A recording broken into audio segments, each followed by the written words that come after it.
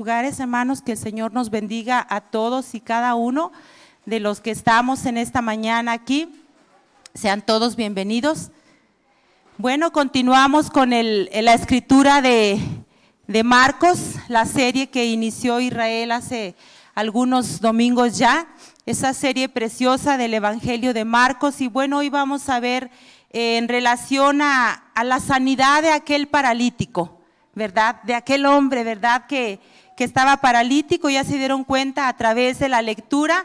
Y bueno, vamos a ir al versículo 1 nuevamente. Dice: entró Jesús otra vez en Capernaum después de algunos días. Pues Jesús había estado de gira en los alrededores, en las aldeas, ¿verdad?, cerca de Capernaum. Y dice que después de haber estado realizando su obra para la cual el Padre le había enviado, regresa nuevamente a Capernaum, ¿verdad? Y dice la Escritura, ¿verdad?, que estando en ese lugar, pues dice aquí que se oyó que estaba en casa. Pronto se corrió la noticia.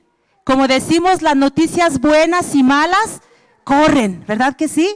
Si son noticias buenas, pronto corren. Si son noticias malas también, pronto, ¿verdad?, corren. Y se escuchó el rumor de que Jesús estaba nuevamente en Capernaum. Y dice la Escritura, ¿verdad?, que inmediatamente se juntaron muchos ahí en la casa. Podemos pensar, bueno, ¿tendría casa Jesús? No nos vamos a meter mucho en esto, ¿verdad? Mas, sin embargo, podemos pensar en la posibilidad de que algunos amigos de ellos le habían provisto de casa mientras él realizaba su ministerio, mientras él realizaba su obra, ¿verdad?, en los alrededores de Capernaum. Y por lo tanto Jesús podía de una manera considerada estimar que era su casa, ¿sí? Y bien, dice la Escritura que pronto, ¿verdad?, se llegó esa noticia y pronto la gente corrió y llegó hasta donde estaba Jesús. Qué interesante, ¿verdad? No estaba en la calle, no estaba al aire libre, estaba en una casa particular, pero aún así la gente acudió. El lugar se llenó, las multitudes llegaron a donde estaba Jesús, aunque era una casa particular, ¿sí? Pero qué hermoso, ¿verdad?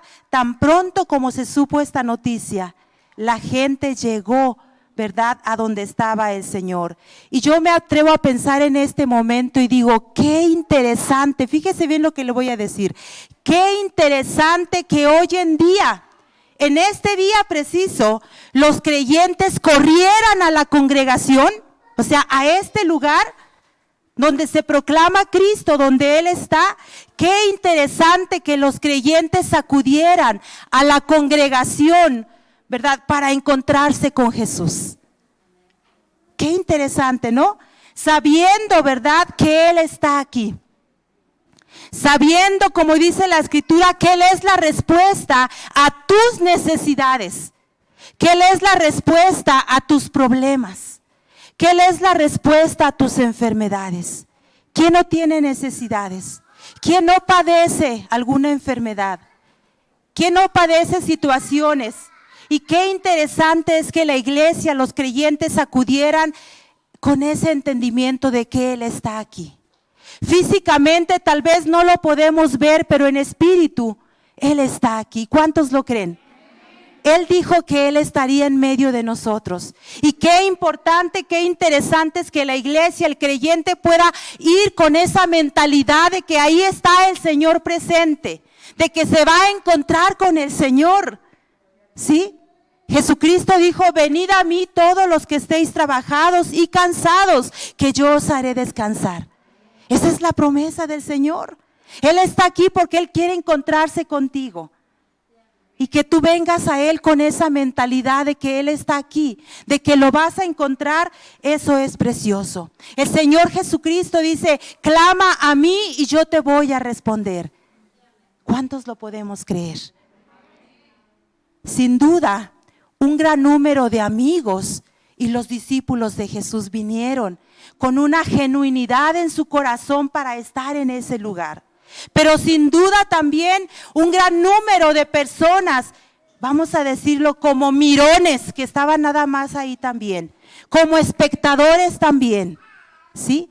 No tan solamente sus grandes amigos o discípulos que venían con esa condición en su corazón genuina de encontrarse con la verdad, sino que también había este tipo de gente que nomás va de mirones, ¿sí? Gente que nomás va para estar a la expectativa, a ver qué ve, a ver qué pasa, a ver qué sucede. Pero también dice la Escritura que estaban aquellos rabíes, aquellos hombres que supuestamente eran importantes en la ley, ¿verdad? Aquellos escribas, aquellos fariseos, aquellos doctores de la ley que sabían mucho, aquellos principales sacerdotes también se encontraban ahí en ese lugar, ¿verdad? Pero eran personas que estaban llenos de envidia, ¿verdad? Porque estaban intensamente perturbados, entendámoslo así, intensamente perturbados por la manera, por la forma en que Jesús atraía a las grandes multitudes. Eso les llenaba de envidia. Eso también les hacía estar intensamente perturbados en su corazón y en su mente. ¿Quién es ese hombre, verdad, que es capaz de hacer esto? De esa manera, verdad, Jesús atraía a las multitudes. Y estas personas importantes, entre comillas, no venían tan solamente de Capernaum. Eran personas que venían de los alrededores de Galilea, pero también venían, ¿verdad?, de Judea y de Jerusalén. Y ahí se encontraban estas mujeres. Continuamos, dice, y entonces Jesús les predicaba. Me parece importante, Jesús les predicaba. Vea qué interesante también, era una buena oportunidad. Jesús no desaprovechaba ninguna oportunidad. Jesús no andaba perdiendo el tiempo, ¿sí? Jesús no desaprovechaba oportunidad, accionó al momento Jesús, ¿sí? Y les predicaba, dice, él consideró que era una buena oportunidad para hablarles, para predicarles el mensaje de salvación, aunque no era sábado, aunque no estaban en la sinagoga, pero Jesús consideró que era propicio. Y debemos reconocer también, cada uno de nosotros, hermanos, debemos reconocer que no hay lugar impropio para predicar la palabra del Señor, ¿sí? Que no hay tiempo inoportuno. Antes bien, la palabra del Señor nos dice, como le dijera Pablo a Timoteo, te insto a que prediques la palabra a tiempo y fuera de tiempo. Predica, ¿sí? Habla la palabra del Señor. Y Jesús consideró que no era un tiempo inoportuno. Él sabía que multitudes venían. Así que Él predica. Dice que les predicó la palabra del Señor.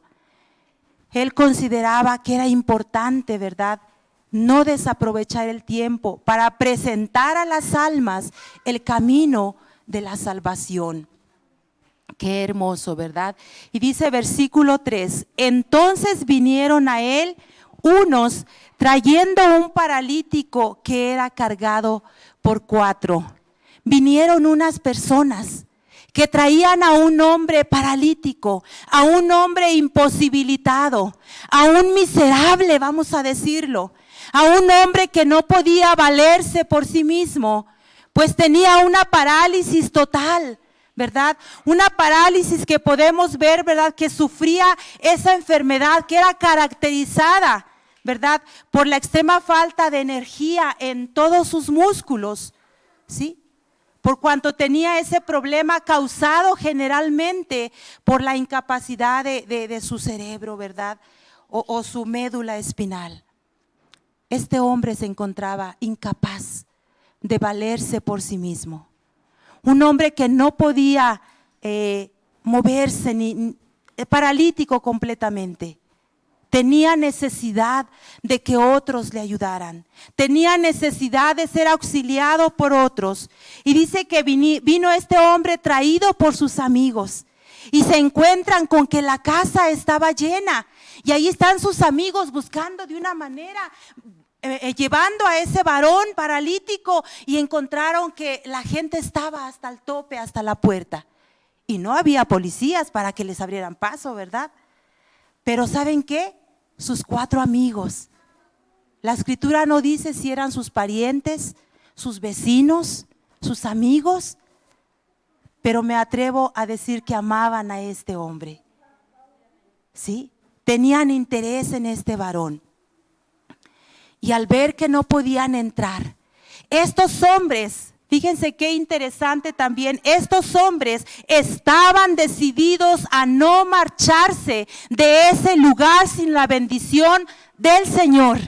¿Sí? Estaban decididos. Y eso me hace recordar cuando Jacob lucha con el ángel que era Dios mismo, y le dice: no te voy a soltar. Le decía el ángel: mira, ya está amaneciendo, suéltame, déjame ir.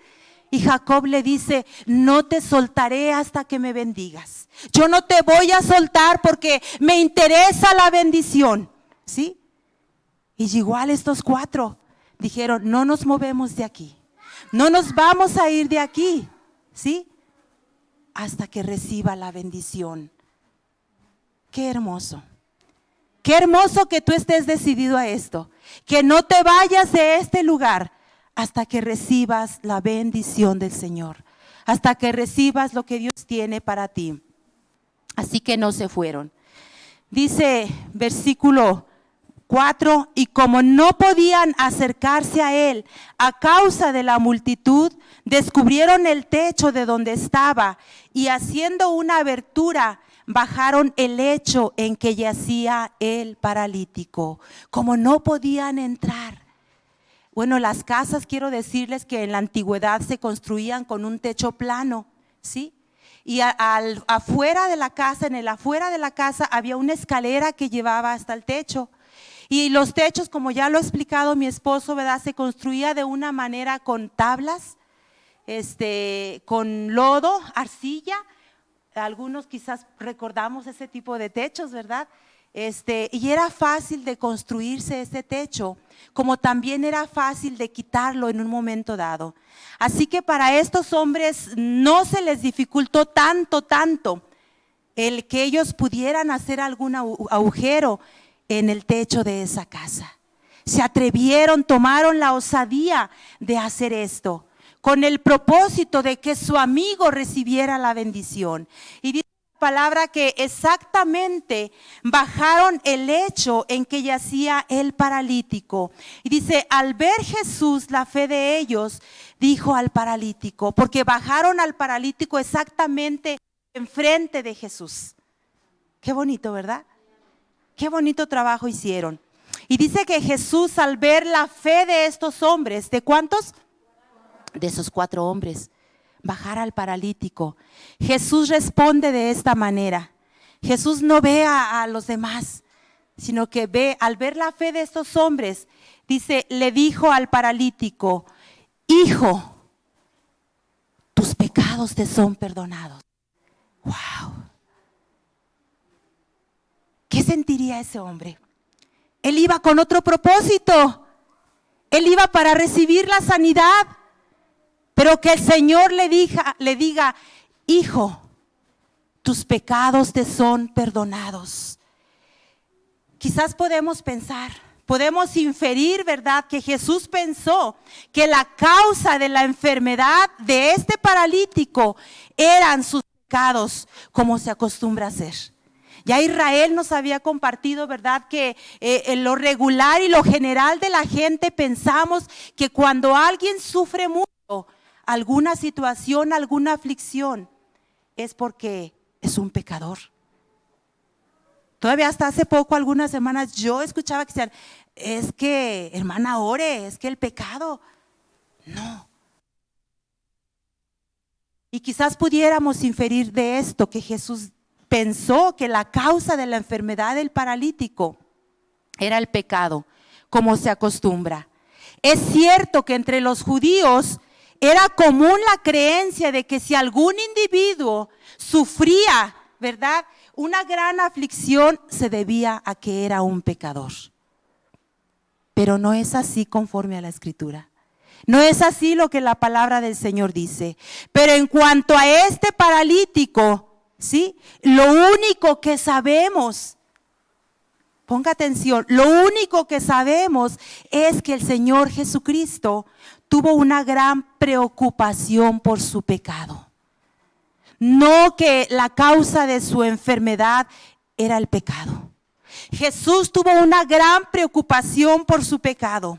Jesús sabía, fíjese bien, ponga atención en esto. Jesús sabía que los pecados de este hombre le afligían intensamente.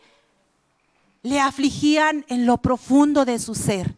Le afligían intensamente. El hombre estaba afligido por las muchas formas en que sus actitudes, sus pensamientos, palabras y hechos habían transgredido la voluntad de Dios. El hombre estaba afligido intensamente. Yo conozco personas, las conozco, ¿verdad? Y sé que están afligidas intensamente por causa de su pecado. Y a veces esto causa problemas serios en su vida. Así se encontraba este hombre. Jesús sabía lo que este hombre realmente necesitaba. Este hombre, ¿verdad?, estaba afligido por las muchas formas en que sus actitudes, óigalo bien, sus pensamientos y palabras y hechos habían transgredido la voluntad de Dios.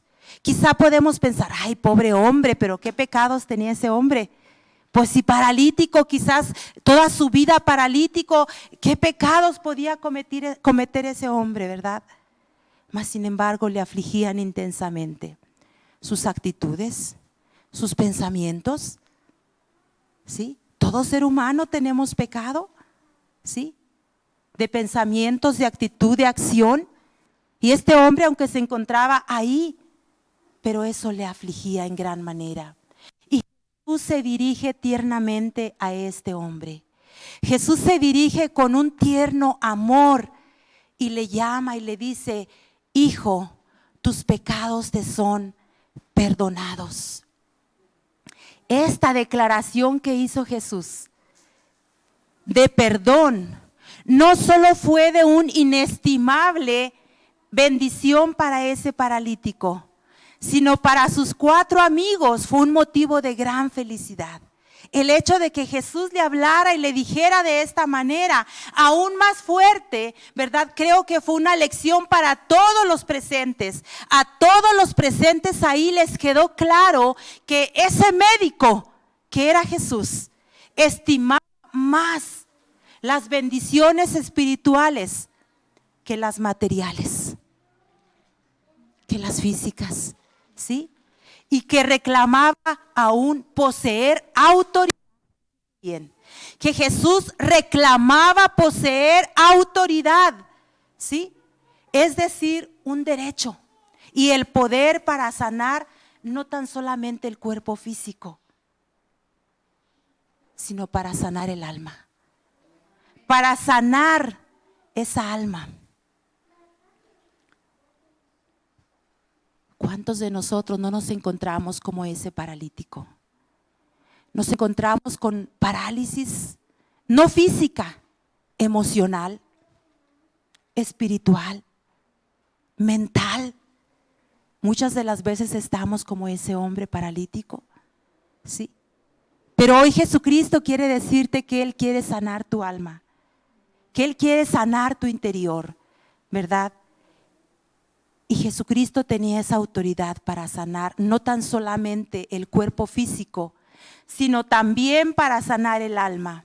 Jesús jamás, fíjense bien, jamás consideró el pecado como algo ligero, como algo liviano. Jamás consideró el pecado con liviandad el Señor Jesús. Jamás. Nunca le dijo a alguien, ¿tienes algún complejo de culpa? sientes mal por algo que hayas cometido? Ignóralo, no tiene importancia. No, jamás consideró el pecado con liviandad. Nunca le dijo a alguien, olvídalo, lo que hiciste, ay, eso pasa, ¿quién lo va a recordar? Ya pasó. No, Jesús no consideró el pecado así. Al contrario, Jesús consideró el pecado como una desviación inexcusable de la santa ley de Dios. Así consideró Jesús el pecado, como algo que tiene el poder de silenciar el alma, como algo que tiene el poder de ahogar el alma. El alma es donde se encuentran, es el centro de nuestras emociones y sentimientos, pensamientos. Y el pecado tiene ese poder, ¿sí? El pecado tiene el poder de ahogar el alma. Y por eso ese varón, ese hombre se encontraba así en esa situación, intensamente afligido por su pecado. Eso es lo que el pecado hace en nuestras vidas. Pero Jesucristo también ofreció la única solución verdadera. Comprendía muy bien que el consejo que hoy en día a veces hay, a lo mejor, voy a decirlo con mucho respeto, a lo mejor en algunos líderes, ¿verdad? Y no estoy hablando de líderes aquí, o algunas congregaciones, ¿verdad? Con mucho respeto aún a veces pueden decirle a las personas, líbrate de tu complejo de culpa, pues mira, una pequeña crueldad no tiene nada de malo. Mira, una pequeña promiscuidad, mira, una pequeña infidelidad que pues ya fue hace mucho tiempo. Tú libérate de tu culpa. No te sientas mal por eso. Mucha gente pudiera decir de esa manera, ¿sí? Qué triste. Pero Jesús comprendía muy bien que ese tipo de consejo, ¿verdad? No soluciona nada, sino que más bien acarrea problemas. Más bien trae problemas. Sabía que para el ser humano es imposible totalmente librarse del sentido de culpa, del sentimiento de culpabilidad, pretendiendo compensar, ¿verdad?, su pecado, realizando quizás buenas obras con generosidad.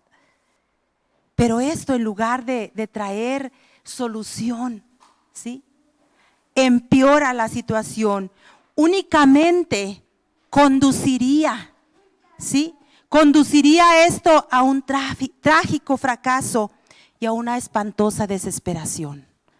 Así que no te dejes llevar cuando alguien te dice, olvídalo, ignóralo, lo que hiciste, lo que estás haciendo, ignóralo. No, no podemos hacer esto. El pecado trae sus consecuencias, ¿sí?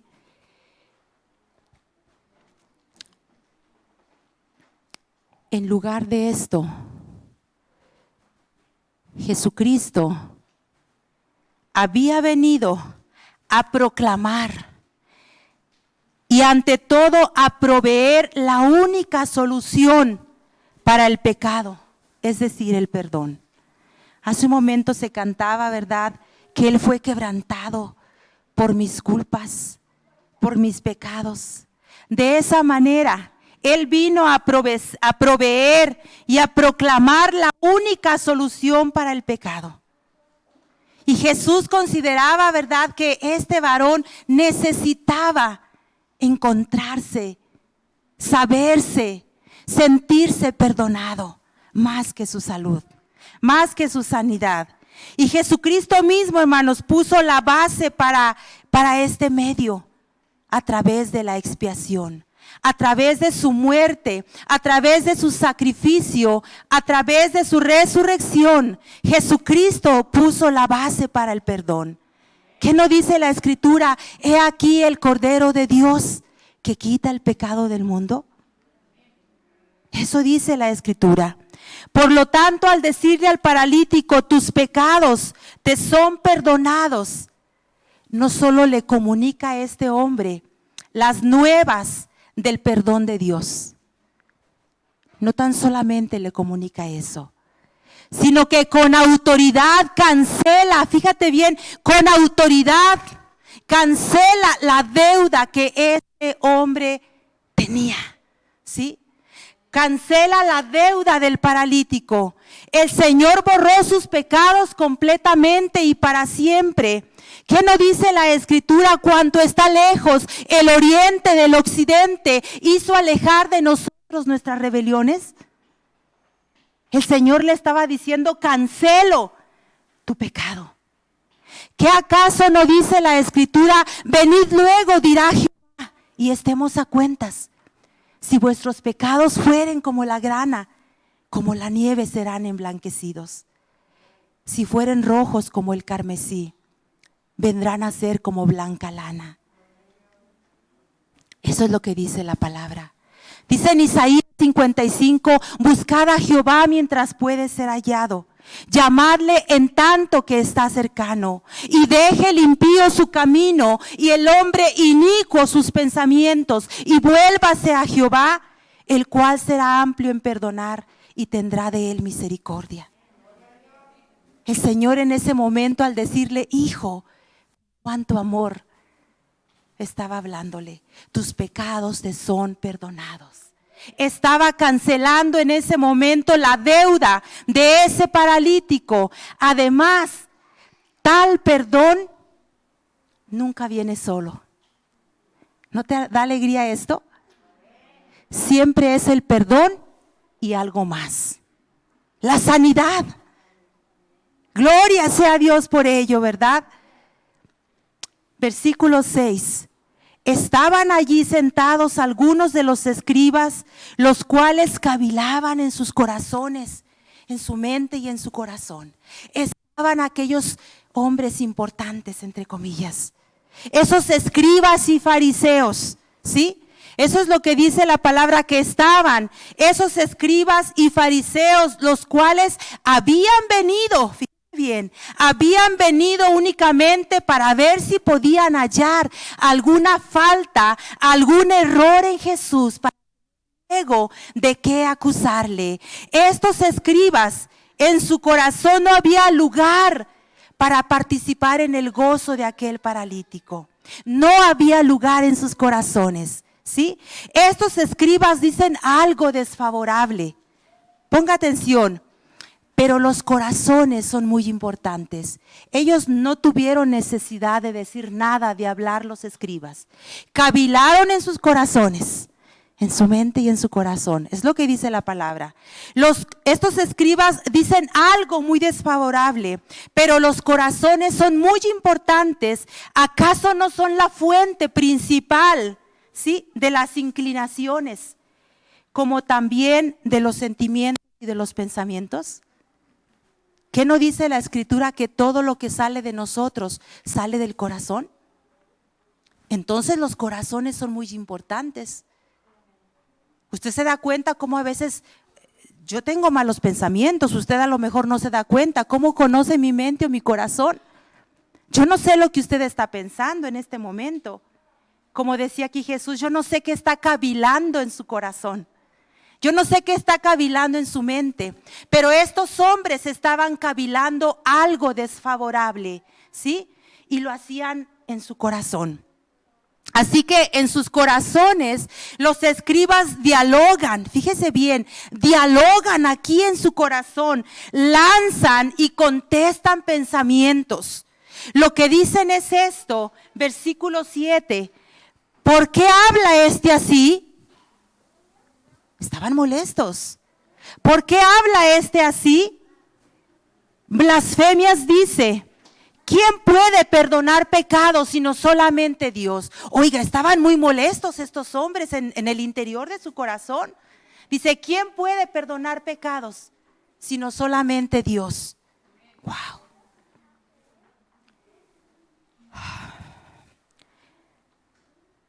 Pues sí. Decían estos hombres, se atribuye para sí la facultad que solo pertenece a Dios. ¿Sí? Esto lo hace culpable de blasfemia, decían en lo profundo de su corazón. Es decir, tiene una irreverencia insolente para con Dios. Roba a Dios la honra que solo a Dios le corresponde, que solamente a Dios le pertenece, porque ¿quién puede perdonar pecados sino solamente Dios? Oiga, estaban enojados esos fariseos, esos escribas, estaban molestos, ¿sí? Los escribas tenían razón, ¿sí? Tenían razón al considerar la remisión de pecados como una prerrogativa divina. O sea, una cualidad o bien un privilegio que solamente a Dios le pertenece. El título de la predicación es ¿quién tiene la razón? Si algunos lo vieron en el grupo, ese fue el título. ¿Quién tiene la razón? Estos escribas, ¿verdad? Tenían razón al considerar la remisión de pecados como una prerrogativa que solo pertenece a Dios. Solo Dios perdona. Nosotros también podemos perdonar, claro, en el sentido de que si alguien me ofende, yo decido perdonarle, ¿sí? Pero nuestros pecados solamente Dios los puede perdonar. Solo Él tiene el poder de quitar la culpa y de declarar que realmente ha sido borrada, así como se lo declaró a este paralítico. Pero ahora el pensamiento de los escribas, no se me pierda, ni se me confunda, pero ahora el pensamiento de los escribas, tenían ese pensamiento, este blasfema en contra de Dios, ¿sí? Es un irreverente. ¿Cómo puede llamarse Dios si Él responde a Él? Pero ahora el pensamiento de los escribas se divide en dos. Número uno, Jesús, así pensaban, pongan atención, no se me pierda. Jesús es lo que implica o pretende ser, o sea, Dios. O número dos, blasfema en el sentido de que sin derecho pretende para sí mismo los atributos y facultad de la deidad. Esos eran los dos pensamientos que tenían. ¿Sí queda claro? Los escribas, lamentablemente, adoptaron el número dos, ¿sí? Tomaron la decisión equivocada. Optaron por esta que dijeron, blasfema, este hombre blasfema, es un blasfemo, ¿sí? Dice, en el sentido de que sin derecho se atribuye, se adjudica para él cosas que solo a Dios le corresponden, el perdonar. Esa fue la postura que ellos tomaron. El contexto que sigue, implica que no solo cometieron ese trágico error, sino que lo complementaron, fíjese bien, razonando, ¿sí? Razonando más o menos como les voy a decir, como sigue. Hay un varón afuera, si gustan pasarlo, no sé quién, por favor. Dice, ellos razonaron de esta manera. Es fácil decir, ellos decían, pues qué fácil es decir, ¿verdad? Tus pecados te son perdonados, ya que nadie, ninguna persona está en condiciones de ver lo que hay en el corazón, ya que nadie está en condiciones de probar lo contrario, decían ellos. Qué fácil, ¿verdad? Dice, nadie puede mirar el corazón. Dígame, ¿quién puede ver el corazón? Nadie puede mirar el corazón de su prójimo o acercarse al trono de Dios, al trono del Todopoderoso y descubrir sus decisiones en cuanto a quién recibe y quién no recibe el perdón. O sea, ellos razonaban de esa manera. Decían, pues qué fácil, ¿verdad? Es decir, tus pecados te son perdonados. Pues ¿quién puede ver? ¿Sí? Así razonaban.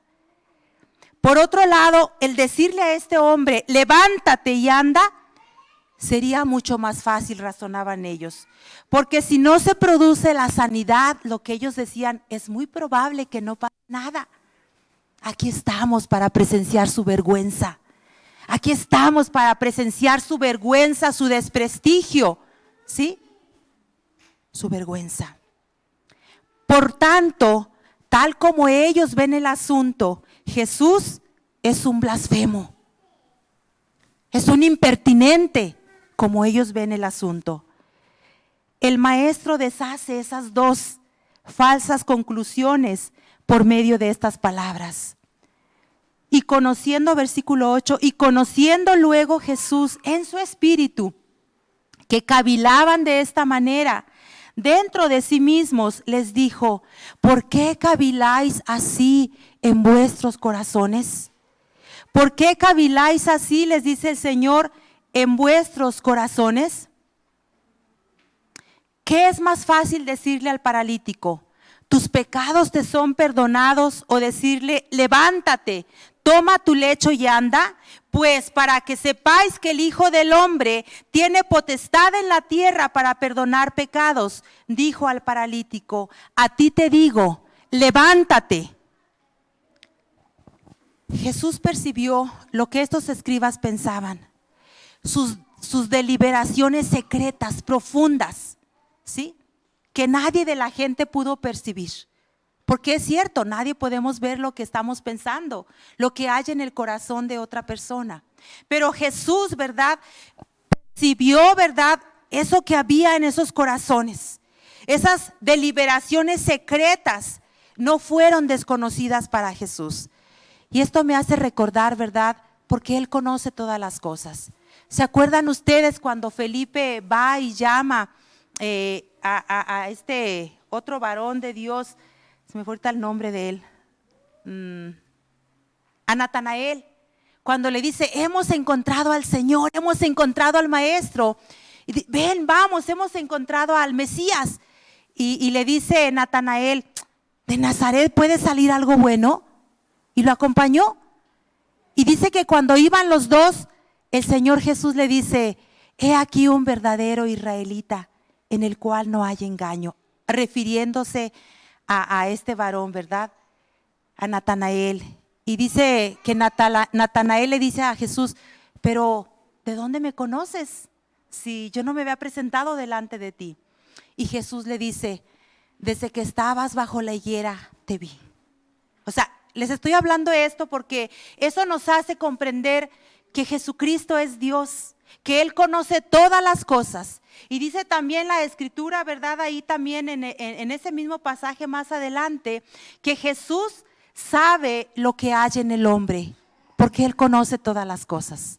Así que podemos entender que Él conocía, Él sabía lo que había en la profundidad de los corazones de esos hombres, ¿sí? Si no hubiese sido Dios, no le hubiera sido posible. Fíjese bien, no le hubiera sido posible penetrar tan profundamente, ¿sí?, en sus corazones y pensamientos secretos. Si no hubiera sido Dios, no le hubiera sido posible penetrar en los corazones y los pensamientos secretos de esos escribas. Bien dice el Salmo 139 también que nuestro Dios es un Dios omnisciente, todo lo sabe, todo lo conoce. Y Jesús delata a esos hombres, ¿verdad? Y dice aquí: conociendo Jesús en su espíritu, que cavilaban de esta manera dentro de sí, les dice: ¿por qué caviláis en vuestros corazones? ¿Por qué caviláis? Jesús los delata y los reprende con su pregunta: ¿por qué razonan ustedes así? ¿Por qué razonan de esta manera? El diálogo de ellos era perverso, ¿sí? Acá en su corazón. El diálogo era muy perverso porque le acusaban falsamente. Ellos eran los perversos y no Jesús. ¿Qué acaso no habían venido con el propósito de buscar la forma para destruirle? Con ese propósito habían venido. Ellos eran realmente los perversos. Deberían de examinar sus propios corazones y no estar cavilando en contra de Jesús. En cuanto a que es más fácil decirle al paralítico, ¿qué consideran ustedes? ¿Qué es más fácil decirle? ¿Tus pecados te son perdonados? O levántate, toma tu camilla y anda. ¿Cómo ven? ¿Qué es más fácil decirle? ¿No requieren ambas cosas el mismo poder, la misma medida de poder? Claro. Solamente Jesús pudo hacerlo. ¿Quién tiene la razón entonces? Según el razonamiento de los escribas, para que Jesús pudiera probarle su autoridad en la esfera de lo espiritual, tenía que obrar un milagro en la esfera de lo físico. ¿Sí? Ese era el razonamiento de ellos. Según su razonamiento, para que Jesús pudiera, sí, ¿verdad? Probarle su autoridad, para que el Señor, el Maestro, pudiera mostrarle su autoridad en la esfera de lo espiritual, o sea, al perdonarle pecados, tenía que obrar un milagro en la esfera física, o sea, en la salud. Levantar a ese paralítico. Pues, que vean entonces ese milagro. Jesús estaba listo. ¿Sí? De modo que Jesús le dice al paralítico, versículo 11, a ti te digo, hey, levántate, con autoridad del Señor, levántate, toma tu lecho, toma tu cama y vete a tu casa. La obediencia de este hombre paralítico, ¿verdad? Realmente probaría que ese humilde hombre, que ese humilde pero glorioso Hijo de Dios tenía el poder y la autoridad para levantar a ese paralítico, por cuanto él mismo era Dios. Él tenía ese poder, tenía esa autoridad. Y dice la Escritura que ese hombre obedeció a la autoridad y a la orden de Jesucristo, y al momento se levantó. Versículo 12. Entonces él se levantó enseguida y tomando su lecho salió delante de todos, de manera que todos se asombraron y glorificaron a Dios, diciendo, nunca hemos visto tal cosa. Qué glorioso es, ¿verdad? Jamás habían presenciado tal cosa aquella multitud. ¿Y cómo se quedaron aquellos escribas? Yo te pregunto, ¿con qué personaje te identificas tú en esta tarde? ¿Con qué personaje te puedes identificar? Eres como esos 4 hombres valientes, llenos de osadía, llenos de atrevimiento, llenos de fe, que ayudaron a aquel paralítico y lo trajeron a Jesús, a donde estaba Jesús. ¿O con qué personaje te puedes identificar? ¿O eres como aquel paralítico, verdad, que se encuentra imposibilitado, que se encuentra afligido emocionalmente, verdad, intensamente en lo profundo de su alma, que no puede valerse por sí mismo y necesita encontrarse con Jesús? ¿O te identificas con aquellos que solamente están expectantes, que están como espectadores? Jesús conoce nuestra condición. Jesús conoce nuestro corazón. Jesús conoce realmente la condición de cada uno de nosotros y se interesa de una manera muy personal en mí, en ti, en cada uno de nosotros. Él no nos ve así como un grupo de gente. Él te ve de manera individual, te ve de una manera personal, y Él conoce tu condición, Él conoce tu situación, Él sabe lo que tú necesitas.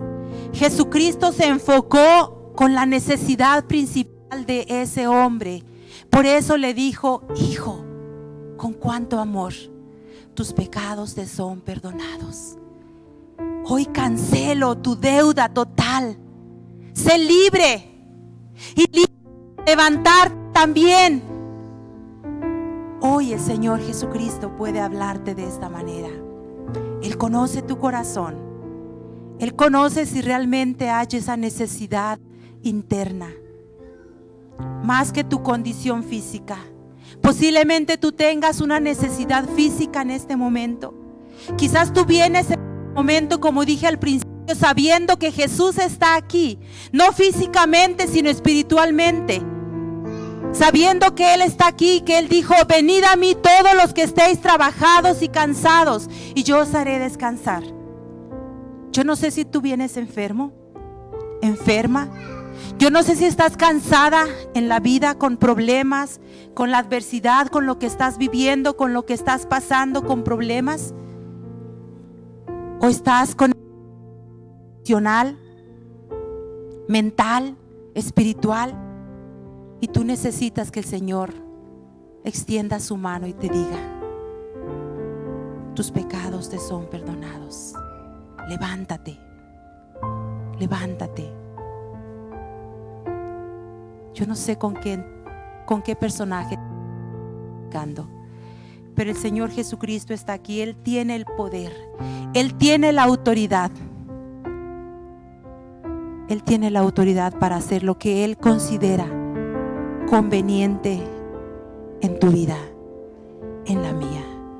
Yo te invito para que estemos de pie, que podamos orar en este momento y podamos venir ante su preciosa presencia. Si tú quieres en tu corazón, ahí donde estás, Él es Dios. Él conoce la profundidad de tus pensamientos, la profundidad de tu corazón. Si tú quieres, ahí donde estás en tu lugar, puedes hablarle, puedes decirle cuál es tu necesidad, cuál es tu condición. Aún no está la palabra en nuestra boca y Él ya lo sabe.